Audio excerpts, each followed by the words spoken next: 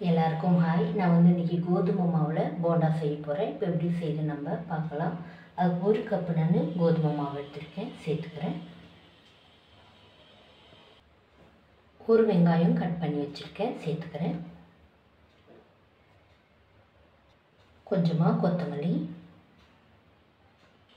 கொஞ்சமாக கருவேப்பிலை, இஞ்சி கட் பண்ணி வச்சுருக்கேன் 1 டேபிள் ஸ்பூன் சேர்த்துக்கிறேன். 3 பச்சை மிளகாய் கட் பண்ணி வச்சுருக்கேன், சேர்த்துக்கிறேன். 1 டேபிள் ஸ்பூன் அரிசி மாவு சேர்க்குறேன். 1/4 டீஸ்பூன் பெருங்காயம், 1/4 டீஸ்பூன் பேக்கிங் சோடா சேர்க்குறேன். தேவையான அளவு உப்பு. இப்போ கை போட்டு நல்லா நம்ம மிக்ஸ் பண்ணிக்கலாம்.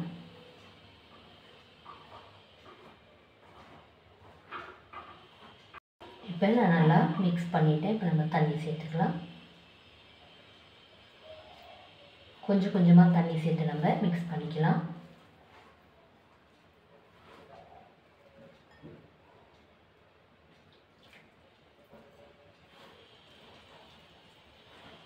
ஒரு 3 நிமிஷம் நல்லா நம்ம இப்படி பீட் பண்ணலாம். அவ்வளோதான். நான் 3 நிமிஷம் நல்லா பீட் பண்ணிவிட்டேன். நான் தண்ணி சேர்த்து இந்த அளவுக்கு நான் மிக்ஸ் பண்ணி வச்சுருக்கேன். இப்போ எண்ணெயில் நம்ம போட்டுடலாம். இப்போ எண்ணெய் ஓரளவுக்கு காஞ்சிருக்கு. இப்போ நான் ஸ்டவ் மீடியம் ஃப்ளேமில் வச்சுட்டு நம்ம உள்ள கொஞ்சம் கொஞ்சமாக சேர்த்துடலாம்.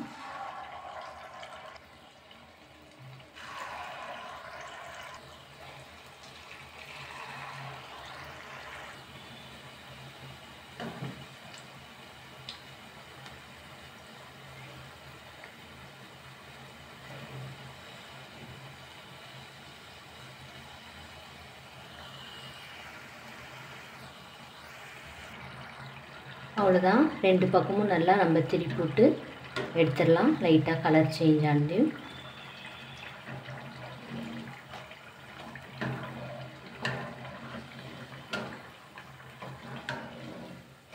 நம்ம எல்லாம் அப்படியே சுட்டு எடுத்துடலாம். அவ்வளோதான். இந்த வீடியோ உங்களுக்கு பிடிச்சா லைக் பண்ணுங்கள், கமெண்ட் பண்ணுங்கள், சப்ஸ்கிரைப் பண்ணுங்கள். தேங்க்யூ.